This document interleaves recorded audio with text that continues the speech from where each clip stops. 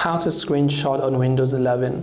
So if there is a particular page, let's say that you want to take a screenshot of, the first way we can take a screenshot is by simply using a snipping tool. Now opening up the snipping tool is very simple. You can simply go to the search bar, search for snipping tool, and then open it up just like this. Once you open snipping tool, this is the layout. Now you can just click on this option to actually start a snip, or you can just click on the new option that says new screenshot, and you can drag a certain portion like this, or you can just capture the entire screen just like this. One way to do this, right?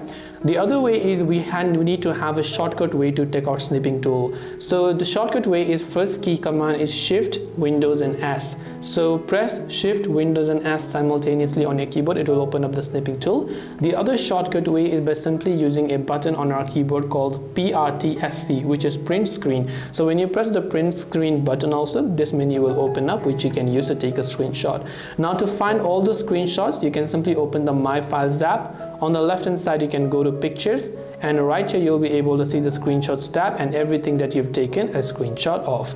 And this way you'll be able to screenshot Windows 11. Hope this video helped you. If you have any questions, feel free to leave them down. Thank you for watching and see you in the next video.